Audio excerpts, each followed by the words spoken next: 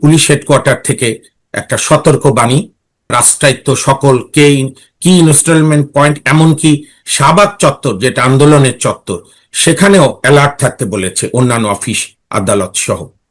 তো দেখেন, আমাদের বড় বেদনার বিষয় কি পান্না ভাই, আমরা যার পরই মাঝে মাঝে স্বপ্ন দেখি, তারা এমন ভাবে স্বপ্ন ভঙ্গ করে এবং এমন গণবিরোধী কার্যকলাপ করে।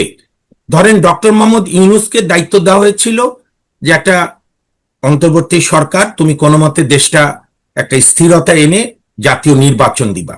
সে তো তার ওই এপিসোড তো এখন প্রমাণই হচ্ছে, একটার পর একটা দুর্নীতি, দুঃশাসন, হামের মাধ্যমে শিশু গণহত্যা। কিন্তু সবচেয়ে যে বড় যে ক্ষতিটি ডক্টর ইউনূস, আসিফ নজরুল, রিজওয়ানা হাসানরা করে গেছে, আদিলুর রহমান শুভ্র, সেটা হচ্ছে শুধু ধর্মান্ধ মৌলবাদী দলকেই বিকাশ করেনি, এই যে ধর্মান্ধ মৌলবাদী জঙ্গিদেরকে তারা একটা উর্বর ক্ষেত্র করে ফেলেছিল 18 মাস। আপনার মনে আছে নিশ্চয়ই, অসংখ্যবার পাকিস্তান আইএসআই লোকরা এখানে ঘুরে গেছে, আইএসআই বিভিন্ন অফিসাররা। আইএসআই সম্পর্কে আমার কিছু বলার দরকার নেই। মৃত্যুর মাত্র 1 মাস আগে পাকিস্তানের সাবেক প্রধানমন্ত্রী বেনজির ভুট্টো একটা বই লিখেছিলেন, সেখানে তিনি বলেছিলেন যে পাকিস্তান পার্লামেন্ট, প্রধানমন্ত্রীর অফিস, জনগণ, সিভিল সোসাইটি সব একটা সোসাইটি, একটা দেশ, সাধারণ জনগণ। আর রাওয়ালপিন্ডির আইএসআই আরেকটা দেশ, অর্থাৎ একই দেশে দুইটা দেশ, যারা সারা বিশ্বব্যাপী সন্ত্রাসী, জঙ্গি, মৌলবাদী কার্যক্রম করে। আজকে সেই তেহরিকি, আমি যেটুকু জেনেছি, তেহরিকি তালেবান পাকিস্তান, টিটিপি, তার সঙ্গে নাকি সম্পৃক্ত পাওয়া গেছে আমাদের প্রতিরক্ষা বাহিনীর একটি বিভাগের বিমান বাহিনী, সম্ভবত এয়ারম্যান কয়েকজনে। এটা তো অত্যন্ত বেদনার, এবং অত্যন্ত বেদনা শুধু না, এটা অত্যন্ত ভয়াবহ। কারণ আমার ডিফেন্স ফোর্স হচ্ছে সবসময় আমার দেশের ফার্স্ট লাইনে নিরাপত্তা দেয়। সেইখানে যদি এই ধরনের রাজনৈতিক কার্যক্রম না, এই ধরনের সভ্যতা বিরোধী জঙ্গি কার্যক্রম চলে, আমি এখন প্রশ্ন করতে চাই ডক্টর মোহাম্মদ ইউনূসকে এবং তার জামানার আইজিপি, নিশ্চয়ই দেশে এখনো আছে, যে বলেছিল দেশে কোনো জঙ্গি নাই, আছে ছিনতাইকারী, এবং এই কথা বলে জঙ্গিদের যে চারণভূমি করে দিয়েছিল ডক্টর ইউনূস সরকার। সাংবাদিক, মুক্তিযুদ্ধে বিশ্বাসী মানুষদেরকে মিথ্যা মামলায় গ্রেপ্তার, আর সমস্ত জঙ্গি মৌলবাদীদের, এমনকি যাদের বিএনপির আমলে গ্রেপ্তার করেছিল, বিএনপি 2001 থেকে 6, তাদেরকেও ছেড়ে দিয়ে আওয়ামী লীগের বিরুদ্ধে আপনার আন্দোলন থাকতে পারে। একটা সরকার সব খারাপ কাজ করে না, পৃথিবীর সবাই ভালো খারাপ মিলে করে। আওয়ামী লীগ মূলে আর যাই হোক, জঙ্গিবাদের বিরুদ্ধে তো একটা ভালো প্রশাসনিক এবং আইনি লড়াইটা তারা ভালো করেছে, যদিও রাজনৈতিক লড়াইটা দুর্বল ছিল, সেটি আরো ব্যাপক করতে হবে। আপনি যেসব বিষয় বলছিলেন ডক্টর ইউনূস সরকারের সময় যা যা হয়েছে, এবং আমরা তো দেখেছি যে ডক্টর ইউনূস সরকারের সময় জঙ্গিবাদের চাষ হয়েছে রীতিমতন। আইসিসি পতাকা, কালো পতাকা বিভিন্ন মিছিলে আমরা দেখেছি, কোনো ব্যবস্থা নেওয়া হয়নি, এবং আপনি যেটা বলছেন যে সবসময় অস্বীকার করা হয়েছে। এ বিষয়ে আমরা আরো কথা বলবো, কিন্তু মাঝ থেকে আমি একটা প্রশ্ন করি, সেটা হচ্ছে যে এই অবাধ তথ্য প্রবাহের যুগে সশস্ত্র বাহিনীর মধ্যে অবশ্যই দেশের স্বার্থে সবকিছু ঘটছে, তাই না? যদি কেউ জঙ্গিবাদ কার্যক্রমে জড়িত থাকে, তাদেরকে নজরদারিতে নেওয়া বা তাদেরকে হেফাজত রাখা বা আটক করা, যেভাবেই বলি না কেন, আমরা এই বিষয়গুলো আমরা গত 2-3 দিন আগ পর্যন্ত জানতে পারিনি। এবং আপনি নিজেই বললেন যে বাংলাদেশের মধ্যে ফার্স্ট আমি এটি নোটিশ করেছিলাম, যদি এ ধরনের কিছু হয়ে থাকে তাহলে অবশ্যই এটি তাদের প্রেস ব্রিফিং করা উচিত, জনগণকে জানতে দেওয়া উচিত, নয়তো নানান ধরনের গুজবের ডালপালা ছড়াবে। এবং মানুষ একটা টেনশনের মধ্যেও ছিল, ফিসফিসানি চলছিল যে বিমান বাহিনীতে কি ঘটছে। তো সেই জায়গা থেকে পুলিশ নিশ্চয়ই আমাদের সরকারের ঊর্ধ্বতন কর্তৃপক্ষের নির্দেশেই একটি নোটিশ জারি করেছে বা বিজ্ঞপ্তি দিয়েছে। আমার প্রশ্ন হচ্ছে যে এই অবাধ তথ্য প্রবাহের যুগে এখানে যাই ঘটুক না কেন, আমরা দেখি যে সরকারের ভিতর থেকেও এক ধরনের টেন্ডেন্সি থাকে অনেক কিছু গোপন করার। আপনি কি সবকিছু ওপেন করে দেওয়ার পক্ষে, সবকিছু জনগণের সামনে উপস্থিত করার পক্ষে, নাকি এই কদিন যেমন একটা লুকোচুরি ছিল সেটি ঠিক ছিল? আপনার কি মনে হয়? জি, ধন্যবাদ। আমি ওপেন করার পক্ষে, কারণ elephant is in the room, এটাকে অস্বীকার করে লাভ নেই। না, আমি বলছি না কাকে গ্রেপ্তার করেছে, কোন অফিসারের নাম কি, ওই অফিসারের সঙ্গে পাকিস্তানিদের কার কার জঙ্গি কানেকশন আছে, এগুলো আমাদের জানার বিষয় না। এগুলো আমাদের সেনাবাহিনী এবং আমাদের আইন শৃঙ্খলা রক্ষাকারী বাহিনীর উপর আমাদের আস্থা আছে, ওনারা এগুলো করুক। কিন্তু যেটি আজকে মনে করি, আজকেই আইএসপিআর এবং প্রয়োজনে সরকারের আপনার প্রতিরক্ষা মন্ত্রণালয়ের সঙ্গে পরামর্শ করে তথ্য মন্ত্রণালয়ের ব্রিফিং দিতে হবে যে এরকম একটা প্রয়াস চলেছিল, সরকার শক্ত হাতে সেটা মোকাবেলা করছে, জনগণের সহায়তা চাই, জঙ্গিবাদ থেকে আমাদের মুক্ত থাকতে হবে, এটি বলতে হবে। এটি না বললে হবে কি, নানা ধরনের গুজবের ডালপালা ছড়াবে। আর এইটা 2026, 1926 না, ইভেন তখনও জানা যেত অন্যভাবে। কাজেই এটিকে বলবার মধ্যে তা এটির জন্য তো বিএনপি দায়ী না। সাধারণত সরকারগুলোর কি সমস্যা হয় যে আমার সরকারের ব্যর্থতা আমি বলবো কেন? এটি তো কোনো অবস্থাতেই বিএনপির ব্যর্থতা না, এটি হচ্ছে 18 মাস জঙ্গিবাদের যে গডফাদার, মবের গডফাদার ডক্টর মোহাম্মদ ইউনূস, আসিফ নজরুল, রিজওয়ানা এবং আব্দুল রহমান খান শুভ্র। আমি দর্শক বন্ধুরা এই কথা বারবার বলছি এই কয়টা নাম, কারণ ব্রিগেডিয়ার সাকোয়াত আপনার অনুষ্ঠানই বোধহয় না কার অনুষ্ঠানে বলেছিল যে একটা কিচেন ক্যাবিনেট ছিল, সেখানে অন্যদের অ্যাক্সেস ছিল না। কাজে এই সমস্ত অকাজ তো এই ডক্টর মোহাম্মদ ইউনূসের আমলে জঙ্গিবাদের। কোন আমলেই আপনার তালেবান, যাদেরকে কেউ স্বীকৃতি দেয় না বিশ্বের, বর্বর মহিলাদেরকে ঘরের মধ্যে বন্দি রাখে, সেই তালেবানের পররাষ্ট্র মন্ত্রণালয়ের বড় কর্মকর্তা আমাদের বাংলাদেশ ঘুরে গেছে। নূর আহমদ এক সপ্তাহ সফর করে গিয়েছেন ডিসেম্বরে, এবং বিভিন্ন মাদ্রাসায় তিনি পরিদর্শন করেছেন, মাদ্রাসা এবং বাংলাদেশের মৌলবাদী কয়েকটি সংগঠনের নেতাদের সঙ্গে তিনি বসেছেন।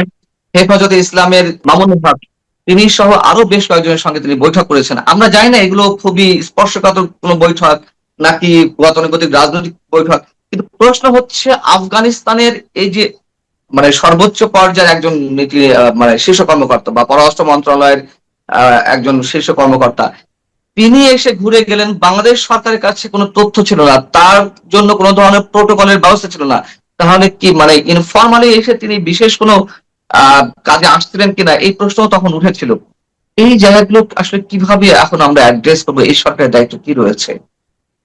জি, আপনি যেটা বলেছেন এইটা কতবারও আমাদের জাতীয় নিরাপত্তার জন্য হুমকি হয়েছে। কারণ তালেবান তো কোনো সভ্য রেজিম না, তালেবান কি ইভেন অন্য মুসলিম দেশগুলো স্বীকৃতি এখনো দেয় না, তারা যায় না কোথাও। আমাদের এই যে আপনার খেলাফত মজলিসের একাংশের মামুনুল হক 5-6 দিন আফগানিস্তানে গিয়ে বেরিয়ে আসলো, কি আলাপ করলো জাতিকে জানাক? আমরা বাংলাদেশ সাংবিধানিক শাসন ব্যবস্থা, আমাদের এখানে আইনের শাসন, সভ্যতা। কাজে আমি বিএনপি সরকারের কাছে অনুরোধ করব, দেখুন আপনাদের ক্ষমতায় জনগণের ভোটে যাই বলুক সবাই, বিতর্ক তো থাকবেই, জনগণের ভোটে আপনারা নির্বাচিত হয়েছেন, আপনারা সংবিধান ছুঁয়ে ওয়াদা করেছেন এই দেশের সংবিধান রক্ষণ, সমর্থন এবং প্রতিপালন করবেন। কাজে এই সিকিউরিটি ব্যবস্থা শুধু না, ব্রিফিং শুধু না, আপনি দেখেন পান্না ভাই, আপনি একজন অভিজ্ঞ সাংবাদিক, আপনি বলুন তো এর আগে ইভেন যে এত 111 করে, ফখরুদ্দিনের বিরুদ্ধে কোনো পার্সোনাল অভিযোগ কারো ছিল? বিএনপিরও ছিল না, অন্যদের তো প্রশ্নই ওঠে না। এর আগে যারা তত্ত্বাবধায়ক অন্তর্বর্তী অস্থায়ী কারো বিরুদ্ধে অভিযোগ ছিল না, একমাত্র ডক্টর ইউনূস গংদের। আমি তো বিএনপিকে বলবো আপনারা আইনের শাসন চালু করেন। ডক্টর মোহাম্মদ ইউনূসের এই ইস্যু সহ, হামের ইস্যু সহ, দুর্নীতি, মৌলবাদী রাজনীতির বিস্তার, কারণ বিএনপিকে মনে রাখতে হবে, বিএনপি প্রথমের দিকে 2002-03 সালে যখন তারা ক্ষমতায়, তখন বাংলা ভাইদের ব্যাপারে তাদের জোট সঙ্গী মন্ত্রী ছিল রাজাকার মুজাহিদ, আলী হাসান মুজাহিদ, বলেছিল বাংলা ভাই মিডিয়ার সৃষ্টি, কিন্তু পরে মতিউর রহমান নিজামী বলেছিল, এবং পরে বিএনপি কিন্তু তাদের ফাঁসির রায় ঘোষণা করেছিল, বিএনপি সরকারই বিচার করেছিল। আমরা সত্য কথা বলবো, বিএনপি পরে ভুল বুঝতে পেরেছিল। কাজে এইবারও বিএনপি এই জঙ্গিবাদ, উগ্র মৌলবাদী রাষ্ট্রবিরোধী শক্তির বিরুদ্ধে তদন্ত করুক, যে কোনো রাজনৈতিক নেতৃবৃন্দকেও আলোচনায় আনুক, কারণ মৌলবাদ, জঙ্গিবাদ দেশের শত্রু শুধু না, সভ্যতার শত্রু, মানবতার শত্রু। আর আমরা এখন যে আপনার ভালনারেবল বৈশ্বিক পরিস্থিতিতে আছি, আমার সেনাবাহিনীর মধ্যে যদি এরকম একটা দুইটাও থাকে, এটি তো সারা বিশ্বে একটা ব্যাড সাইন, এখানে নানা প্রকার রেমিফিকেশন আছে। মার্কিন যুক্তরাষ্ট্র ওত পেতে থাকে জঙ্গি দমনের নামে বিভিন্ন দেশে যাওয়া। কাজে আমরা কেন আগ বাড়িয়ে এই বিপদের মধ্যে পড়তে চাই? মাহমুদ, আপনি নিজেই বলছিলেন যে 2001-এর পরে যে জোট সরকার, সেই সরকারের সময় যে কথিত বাংলা ভাই শায়েখ আব্দুর রহমান জেএমবির উত্থান ঘটলো, এবং তখন যারা বলছিলেন যে দেশে জঙ্গিবাদের কোনো অস্তিত্ব নেই। মতিউর রহমান নিজামী অর্থাৎ তার দল জামাতে ইসলামী তখন ক্ষমতার অংশীদার ছিল। এখন এসে সেই জামাতে ইসলামী আরো বেশি শক্তিশালী। তখন হয়তো সরকারে তাদের দুজন প্রতিনিধি ছিল, দুটো মন্ত্রণালয় তারা পেয়েছিল। এখন তো সংসদের প্রধান বিরোধী দল, এবং ডক্টর ইউনূস যেভাবে জঙ্গিবাদের চাষ করে গেছেন, যেভাবে তিনি আলো বাতাস পানি সবকিছু দিয়েছেন জঙ্গিবাদের উর্বর ভূমি করার জন্য এই দেশকে, এখন এই জঙ্গিবাদী জায়গা কোন জায়গায় পৌঁছতে পারে, কোন মানে আমি জাস্ট শুনতে চাচ্ছি যে ভয়ঙ্করের চূড়ান্ত রূপ কি হতে পারে যদি অ্যাডভান্স কোনো ধরনের ব্যবস্থা না নেওয়া হয়। আপনি একদম চমৎকার বিশ্লেষণ করেছেন। দেখুন, জামাত একটা মৌলবাদী, স্বাধীনতা বিরোধী, রাজাকার আলবদরদের সমন্বয় সংগঠন। তারা এই দীর্ঘ আওয়ামী লীগের শাসনামলে আওয়ামী লীগের রাজনৈতিক সংগ্রামের যে দুর্বলতা, সেইটির সুযোগ নিয়ে আওয়ামী লীগের ছায়া প্রশ্রয় বেড়ে উঠে তারা একটা অনেকগুলো তাদের আউটলেট করেছে। যেমন জামাতের আউটলেট এবি পার্টি, জামাতের আউটলেট আরো ছোটখাটো যে ইনকিলাব মঞ্চ টঞ্চ, ইভেন আপনার এনসিপি, সেটিরও জামাতের আপনার অগ্রাধিকার বেশি। আমি তো বরং জনাব তারেক রহমানকে অনুরোধ করব, এই বিএনপির মধ্যে যে গুপ্ত জামাত আছে সেগুলোকে চিহ্নিত করে সরিয়ে দিক, রাজনীতি পরিষ্কার হোক। আপনি যেটি বলেছেন সেটি আতঙ্কের বিষয় আছে, কিন্তু আমি এখানে একটু স্লাইট দ্বিমত করে বলবো পান্না ভাই, এবারকার নির্বাচনের স্ট্যাটিস্টিক্স কিন্তু কাউন্টের বিষয় না। কারণ এবার নির্বাচন হচ্ছে একটা ইনব্যালেন্সড ওয়েতে, অর্থাৎ আওয়ামী লীগের মতো একটা বড় রাজনৈতিক দল যাদের প্লাস মাইনাস করে 35% ভোটার থাকে, তাদেরকে দূরে রেখেছে ইউনূস অন্যায়ভাবে, যার ফলে জামাত এই ভ্যাকুয়ামটায় সুযোগ নেওয়ার চেষ্টা করেছে। আমি তো পরিষ্কার বলবো, আপনি পরশুদিনই নির্বাচন দেন, শেখ হাসিনারও আসার দরকার নাই। প্রত্যেকে যার যার নির্বাচন করবে, আওয়ামী লীগ, বিএনপি, জামাত, আরো ছোট বড় মাঝারি। হ্যাঁ, এখনো মানুষের বিএনপির উপর আস্থা আছে এত কিছুর পরও। বিএনপি ফার্স্ট হবে, আওয়ামী লীগ সেকেন্ড হবে, থার্ড ফোর্থ বাকিরা হবে। তো আমি সেটি নিয়ে উদ্বিগ্ন না। আমি যেটি নিয়ে উদ্বিগ্ন যে বিএনপি যেন মানে ধরি মাছ না ছুঁই পানি এই জঙ্গিবাদের ক্ষেত্রে করতে না করে। বিএনপি যদি মনে করে আমি এই জঙ্গিবাদ দিয়ে একটু আওয়ামী লীগকে নিয়েও খেলবো, জঙ্গিবাদকে রাখবো, আবার জামাতকে ঠান্ডা করব, তাহলে দেশ বিপদে পড়বে। কিছু জায়গা আছে স্ট্যান্ড নিতে হয়। ইংরেজিতে একটা কথা আছে, রাইজ টু দ্য অকেশন, সময় দাঁড়াতে হয়। জঙ্গিবাদের বিরুদ্ধে একদম ওই যে খালি বলার জন্য বলা না, জিরো টলারেন্স। এবং এটা না হলে বিএনপিও রাজনৈতিকভাবে ক্ষতিগ্রস্ত হবে। এবং আমি তো মনে করি বিএনপির এখন উচিত হবে, এই যে নানাভাবে জঙ্গিবাদের আশ্রয় প্রশ্রয় বাড়ছে, জঙ্গিবাদকে চারণভূমি করে গিয়েছিল ডক্টর ইউনূস, এখন সময় যারা বাংলাদেশে বিশ্বাস করে, গণতন্ত্রে বিশ্বাস করে, সকল শক্তির রাজনীতি করবার সুযোগ দেওয়া। এবং এক্ষেত্রে আমি একদম পরিষ্কার করে বলি, এসপেক্ট টু এসপেক্ট, আমি কোনো দল করি না, বাংলাদেশে বিশ্বাসী। আওয়ামী লীগের অসংখ্য ভুল আছে, অনেক পাপও আছে তাদের, বিশেষ করে লাস্ট 10 বছরে, কিন্তু সেটির বিচার হোক আইনের মাধ্যমে। কিন্তু আওয়ামী লীগের মতো একটি বড় দলকে রাজনৈতিকভাবে আপনি মোকাবেলা না করে এই নিষিদ্ধ করে রেখে আপনি দেশে গণতন্ত্রের বিকাশ করতে পারবেন না। বিএনপি যত তাড়াতাড়ি এটা বুঝবে, তত দেশের মঙ্গল, গণতন্ত্রের মঙ্গল। তার চেয়েও আমি চ্যালেঞ্জ দিয়ে বলছি, বিএনপির জন্য মঙ্গল। বিএনপি আওয়ামী লীগ বিরোধিতা সরকারি দল থাকলে দেশে আর যাই হোক মৌলবাদের বিকাশ ঘটবে না।